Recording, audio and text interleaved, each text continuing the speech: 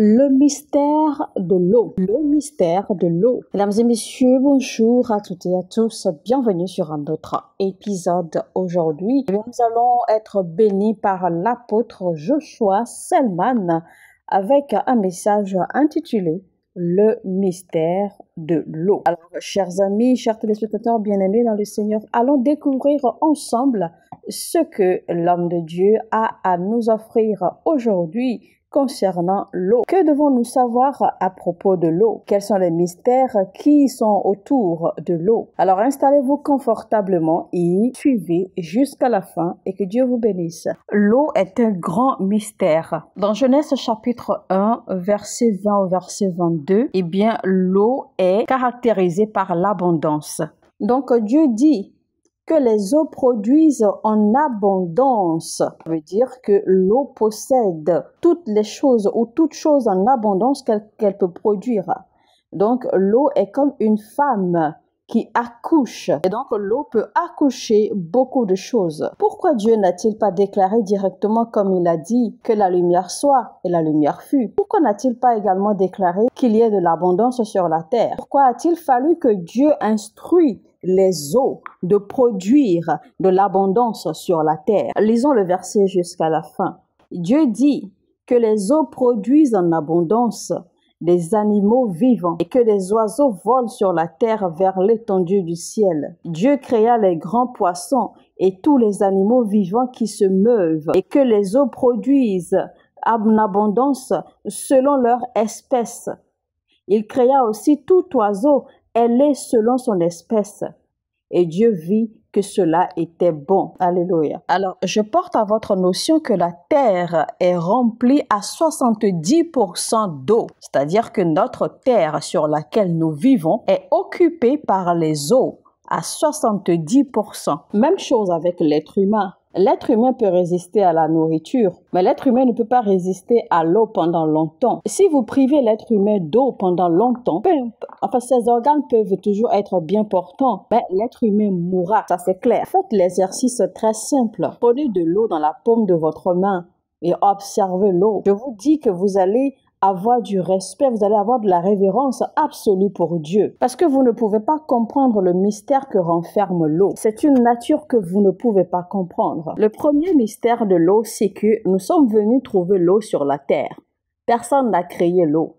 Nous sommes tous venus retrouver l'eau sur la terre. Et je m'en vais vous dire que l'eau que vous buvez ou la bouteille d'eau, les eaux minérales que vous buvez, vous n'êtes pas les premiers à boire. L'eau a accès naturellement à tout corps humain. La raison pour laquelle je dis que l'eau que vous buvez dans une bouteille, vous n'êtes pas le premier à la boire, c'est très simple. C'est à cause en fait du cycle de l'eau. Parce que vous savez que vous buvez l'eau. Parce qu'en fait, le cycle de l'eau, c'est qu'il y a l'évaporation, il y a la condensation de l'eau, et ensuite il y a le système, dont l'eau se liquéfie et revient encore sur la terre et repart encore en vapeur et redevient encore condensée et ainsi de suite, ainsi de suite. Je suis certain qu'on vous a appris, cette théorie à l'école. L'apôtre Jean avait dit qu'il y a 3 témoins au ciel, le Père, l'Esprit et le Fils. Maintenant, sur la terre, il dit également qu'il y a 3 témoins sur la terre, l'Esprit, l'eau et le sang. Et ceci selon l'ordre de 1 Jean 5, verset 8. Il dit, il y a 3 témoins de Dieu sur la terre, l'Esprit, l'eau et le sang. Et ces 3 éléments sont en accord. Cela veut dire que l'eau possède une information, car la Bible l'appelle un témoin. Quand vous êtes sale, vous ne pouvez pas utiliser autre chose que l'eau pour vous laver. Peu importe ce que vous mettez sur votre corps, vous finirez par utiliser l'eau pour rincer, pour laver et rendre propre votre corps. Peu importe ce que vous mélangez avec l'eau, peu importe ce que vous déposez dans l'eau, peu importe la saleté ou tout ce que vous pouvez déposer dans une eau, l'eau ne va pas répondre parce que l'eau finira par s'évaporer et la saleté va demeurer. Ce que vous y avez déposé va demeurer. Mais l'eau finira par s'évaporer avec le temps et disparaître. L'on ne peut entacher l'eau. L'on ne peut détruire l'eau. L'on ne peut retenir l'eau. Peu importe ce que vous faites avec l'eau ou peu importe ce que vous faites dans l'eau. Il suffit juste qu'il y ait de la chaleur et vous verrez que l'eau va disparaître et laissez tout ce que vous y avez déposé. N'est-ce pas un mystère? Maintenant, quand vous avez soif, vous buvez de l'eau et vous étanchez votre soif. Après, vous allez, pour vous mettre à l'aise, vous allez uriner et ça passe. Et après, selon le cycle de l'eau, eh bien, vous avez une pluie qui vient. Tout ceci, en fait, tout ce cycle de l'eau, c'est un mystère. En fait, l'eau dans votre corps est plus vieille que vous. L'eau dans votre système est plus âgée que vous. Pas étonnant que les mystiques, les magiciens, les féticheurs, les sorciers peuvent utiliser l'eau et faire des programmations sur la vie des gens. Et vous voyez que cela se manifeste. Vous voyez que cela se manifeste malheureusement physiquement. Vous voyez que la vie des gens est détruite, la vie des gens est renversée, simplement parce que quelqu'un quelque part a utilisé l'eau pour faire des programmations de malheur dans leur vie. Et j'essaie simplement de vous dire que tout dépend de l'eau sur la terre. Toute vie dépend de l'eau. La science dépend de l'eau. Toute technologie dépend de l'eau. Si vous arrachez l'eau à la terre, il n'y aura plus de vie. Vous savez que quand il y a sécheresse et qu'il y a manque d'eau dans une région donnée pendant longtemps, eh bien, et les animaux et les êtres humains en meurent. Et voici que la Bible dit, jusqu'à ce que l'Esprit soit déversé sur nous, ou que l'Esprit soit versé sur nous en la forme de l'eau. Il est dit dans Ésaïe 32, verset 15, jusqu'à ce que l'Esprit soit répandu d'en haut sur nous, et que le désert se change en verger, et que le verger soit considéré comme une forêt. Ça veut donc dire que l'Esprit de Dieu peut venir, l'Esprit de Dieu peut reposer sur nous sous la forme de l'eau. Si je prie par exemple pour vous maintenant, vous allez dire Amen parce que vous avez entendu la prière que j'ai faite. Et c'est parce que vous l'avez entendu que vous avez été en mesure de dire Amen pour recevoir. Et donc ceci s'est produit par quoi? Par un son. Vous avez entendu le son. Si vous voulez par exemple vous nourrir, vous voulez manger et que vous remerciez le Seigneur, d'accord, pour le repas, une combinaison de la terre, de la lumière et l'eau, bien évidemment. Parce que le repas ne peut pas être fait sans l'eau. C'est pour cela que ça nourrit votre système. J'essaie de vous enseigner sur la puissance de Dieu en réalité parce que tous ces éléments impliquer l'eau, d'accord, en fait, ce sont là les manifestations de la puissance de Dieu. Alors, partout vous verrez la manifestation du surnaturel. Les 5 éléments de la manifestation de Dieu sont impliqués. Parce qu'il ne peut avoir surnaturel sans l'implication des 5 éléments de la manifestation de la puissance de Dieu. Si seulement le temps nous permettait, on allait décortiquer un peu les 5 éléments de la manifestation de la puissance de Dieu dans le livre de Genèse chapitre 1er. Genèse chapitre 1, par exemple, si on doit commencer, qui dit qu'au commencement, Dieu créa les cieux et la terre. La terre était informe et vide. Il y avait des ténèbres à la surface de l'abîme, et l'Esprit de Dieu se mouvait au-dessus des eaux. Et Dieu dit que la lumière soit, et la lumière fut. Et Dieu vit que la lumière était bonne, et Dieu sépara la lumière d'avec les ténèbres. Donc là, on peut souligner, donc là, on peut déjà souligner la lumière. Lumière comme un élément. Et le verset 4 souligne clairement que Dieu sépara la lumière des ténèbres. Le verset 5 maintenant, il dit: Dieu appela la lumière jour, et il appela les ténèbres nuit. Ainsi il y eut un soir, et il y eut un matin, et ce fut le premier jour. Le verset 6 maintenant dit: et Dieu dit qu'il y ait une étendue entre les eaux, et qu'elle sépare les eaux d'avec les eaux. Et Dieu fit l'étendue, et il sépara les eaux qui sont au-dessous de l'étendue d'avec les eaux qui sont en dessus de l'étendue. Et cela fut ainsi. Dieu appela l'étendue ciel. Ainsi il y eut un soir, et il y eut un matin, et ce fut le second jour. Verset 9 maintenant, Dieu dit que les eaux qui sont au-dessous du ciel se rassemblent en un seul lieu, et que le sec paraisse, et cela fut ainsi. Le verset suivant dit, Dieu appela le sec la terre, et il appela l'amas des eaux des mers. Et Dieu vit que cela était bon. Si vous continuez la lecture des versets qui ont suivi, eh bien vous allez voir toutes les manifestations que Dieu a faites sur la terre et à travers les eaux. Alors, chaque fois que le surnaturel doit se manifester, cela implique toujours ces 5 éléments. Et ce sont des éléments assez mystérieux. Des éléments qui n'appartiennent pas à la terre. Et ce sont des éléments qui ont été créés et qui ont été apportés sur la terre. Et c'est pour cela qu'aucun de ces 5 éléments ne peut mourir. La lumière ne peut mourir parce que ce n'est pas mortel. Le son ne meurt pas. La terre ne meurt pas. Le feu ne meurt pas. Et l'eau ne meurt pas. La mort n'a aucun pouvoir sur ces 5 éléments. Alors, le pouvoir qui se trouve dans ces 5 éléments ont été transférés en un seul nom, le nom de Jésus-Christ. C'est pour cela qu'aujourd'hui, en tant que chrétiens, nous n'avons pas besoin, d'accord, d'utiliser ces 5 éléments. Nous n'avons pas besoin, d'accord, d'adresser ces 5 éléments pour faire quoi que ce soit. Nous n'avons pas besoin d'utiliser l'eau, d'utiliser le son, d'utiliser la terre, d'utiliser la lumière, d'accord, pour faire des pratiques. C'est pour cela que nous utilisons le nom de Jésus-Christ parce que le pouvoir que ces 5 éléments contiennent a été transféré dans le nom de Jésus-Christ. Par contre, vous savez que les gens du monde, les féticheurs, les sorciers et tout cela, en fait, ils n'ont pas inventé ces éléments. Ces éléments ont été créés de Dieu. Et ces éléments, en fait, sont les 5 manifestations majeures de Dieu, d'accord, pour l'humanité ou pour la vie. Et donc, les méchants, les sorciers ou les féticheurs, en fait, profitent de cela. Ils manipulent ces 5 éléments, d'accord, contre la vie des gens. Et ils font des déclarations là-dessus. Et le son, en fait, leur déclaration, les mots qu'ils prononcent, en fait, est déjà désigné par le son. Et donc, nous, en tant qu'enfants de Dieu, on n'a pas besoin, d'accord, d'utiliser le même processus, même si c'est pour un acte contraire ou des résultats contraires. Parce que le nom de Jésus-Christ seul suffit, parce que le nom de Jésus rassemble déjà, d'accord, le pouvoir, la puissance des 5 éléments. Et c'est pour cela qu'il est dit dans le livre de Philippiens 2 au verset 10, que dans le nom de Jésus-Christ, que tout genou fléchira dans les cieux, sur la terre et sous la terre. En réalité, quand ce verset dit que tout genou fléchira, ce n'est pas que, il ne s'agit pas en fait ici du genou des hommes, non, mais il s'agit plutôt du genou des choses, des matières, des animaux, de la nature. C'est-à-dire que toute chose qui vit dans la nature doit se plier, doit se soumettre à l'invocation du nom de Jésus-Christ. Et le verset continue en disant que toute langue confessera le nom de Jésus-Christ.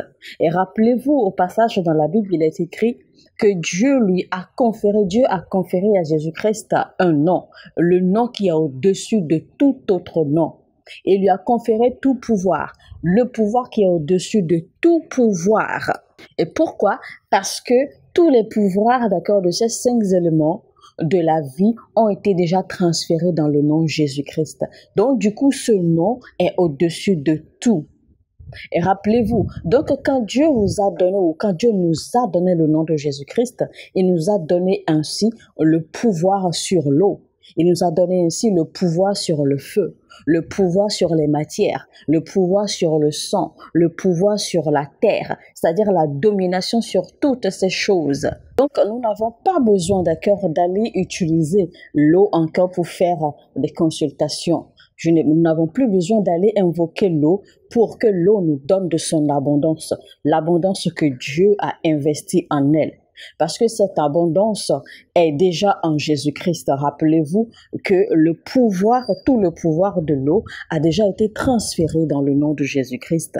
Donc, automatiquement, cette abondance de l'eau se trouve déjà dans le nom de Jésus-Christ. Vous n'avez qu'à invoquer le nom de Jésus-Christ pour provoquer l'abondance de votre destin. Vous n'avez qu'à invoquer le nom de Jésus-Christ par autorité pour réclamer votre abondance. Vous pouvez invoquer le nom de Jésus-Christ et réclamer la guérison de votre destin, réclamer la restauration de votre destin et ainsi le pouvoir qui se trouve dans la terre pour guérir et bénir votre destin, eh bien, va automatiquement se manifester sur votre destin, le guérir, le restaurer et le bénir. Parce que ce pouvoir est déjà investi dans le nom de Jésus. C'est alors que vous comprendrez pourquoi il est écrit dans la Bible que le soleil ne te frappera pas le jour. Mais qui utilise le soleil contre vous? Qui manipule le soleil pour vous frapper? les personnes méchantes, les gens du monde satanique.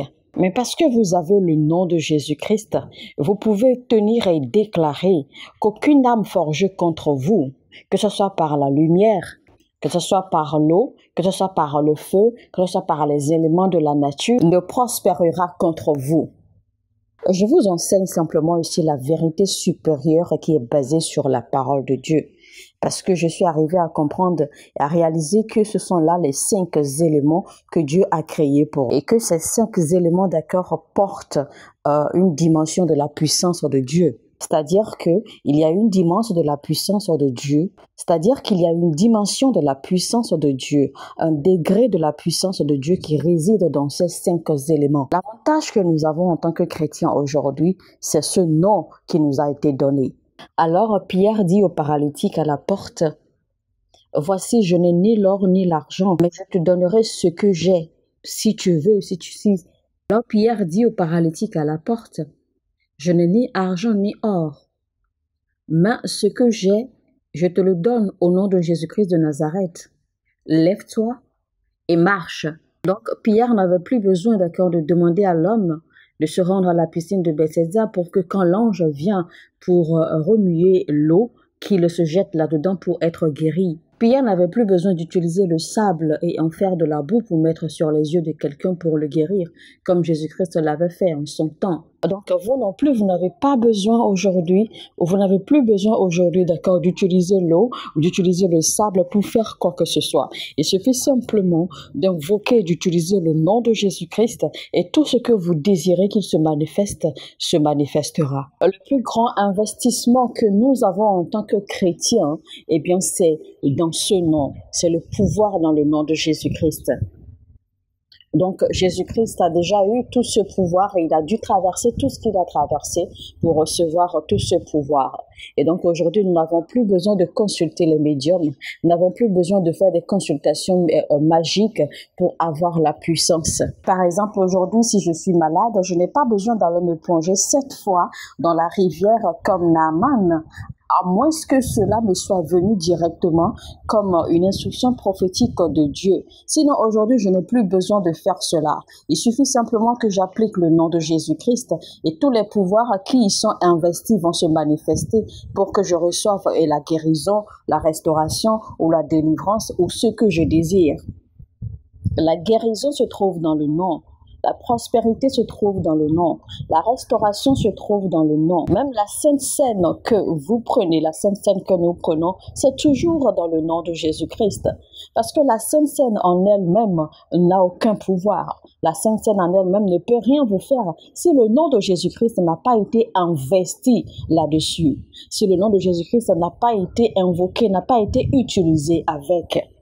Même l'huile d'onction que nous utilisons, l'huile en elle-même n'a aucun pouvoir, même si on l'a bénie, même si on l'a ointe et qu'on l'a transformée. Mais l'application sans le nom de Jésus-Christ, en fait, vous ne verrez aucun résultat. Parce qu'il faut que le pouvoir qui se trouve dans le nom de Jésus-Christ puisse accompagner l'application de l'huile pour que le résultat puisse être vu. Vous savez, je révèle tout ceci, en fait, pour aider le corps du Christ. Parce que quand nous parlons de la puissance de Dieu, eh bien, nous remercions Dieu pour l'eau, pour le feu, pour le sang, pour la terre, pour tout le reste. Mais nous devons retenir que le nom de Jésus-Christ a été exalté, a été élevé au-dessus de tout autre nom. Et ce nom nous a été donné en tant que chrétiens comme un héritage. Et une fois que vous tenez fermement ce nom et que vous l'utilisez comme il le faut, eh bien, vous serez en mesure de commander d'étranges manifestations. Vous serez en mesure de faire des exploits avec ce nom. Alors aujourd'hui, on n'a pas besoin d'aller utiliser l'eau pour consulter ou aller consulter l'eau pour connaître notre avenir, pour connaître notre destin. Mais non, parce que simplement avec le nom de Jésus-Christ, nous pouvons demander au Saint-Esprit de nous montrer, de nous ouvrir la page de notre vie, de notre destin, afin que nous puissions voir à travers notre destin et commander les choses qu'il faut commander.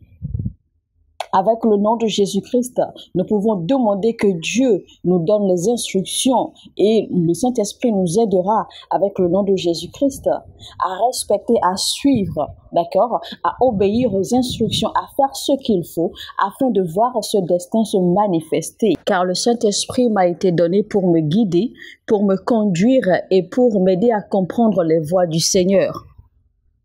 Et je peux marcher dans les voies du Seigneur avec précision.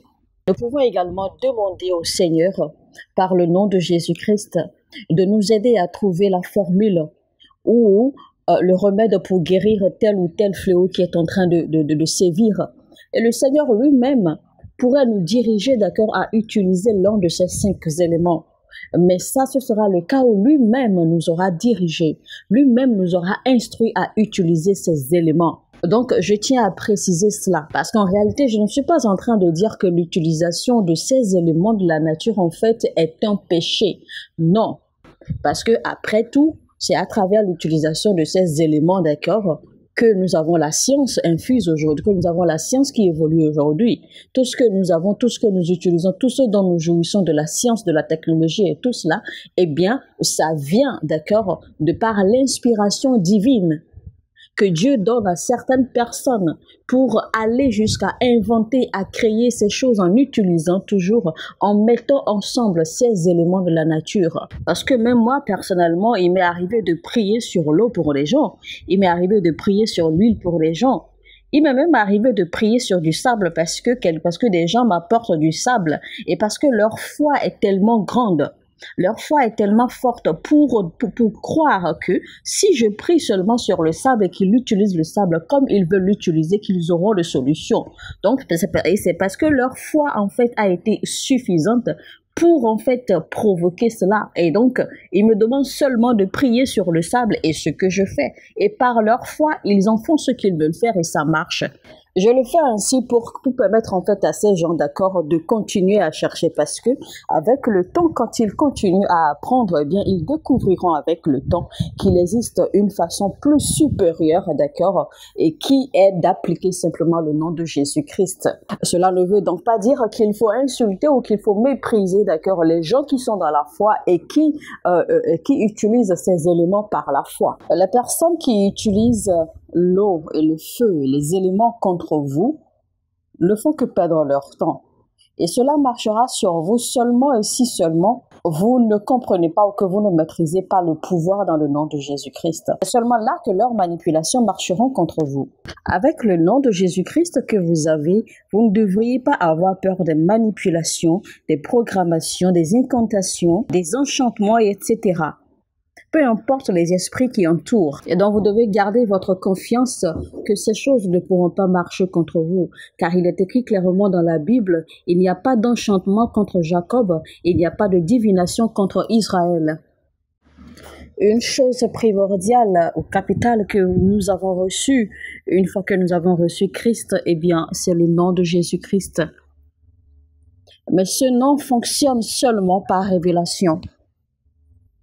Vous savez, il y a beaucoup de personnes qui n'ont pas cette révélation du nom de Jésus-Christ et ils se pavanent gaillardement et c'est comme ça qu'ils meurent comme des rats, malheureusement. La force ou la puissance dans le nom de Jésus-Christ n'est pas dans la prononciation, mais c'est plutôt dans la compréhension, dans la révélation que vous avez de ce nom. C'est là que réside sa puissance. C'est là que réside également notre confidence. Mesdames et messieurs, oui voilà, nous sommes à la fin de notre message intitulé « Le mystère de l'eau ». Le mystère de l'eau. Et c'était donc avec l'apôtre Joshua Selman. Alors, comme d'habitude, si ce message vous a édifié, si vous avez été béni par ce message, eh bien, likez maintenant, cliquez sur le bouton j'aime et surtout partagez ce message maximum à autant de personnes autant que vous pouvez. Et abonnez-vous si vous n'êtes pas encore abonné à cette chaîne et cliquez sur la cloche de notification, activez-la afin de ne rater aucun de nos messages. Et sur ce, je vous dis que Dieu vous bénisse. Shalom chez vous, mon heure a sonné et votre heure a sonné.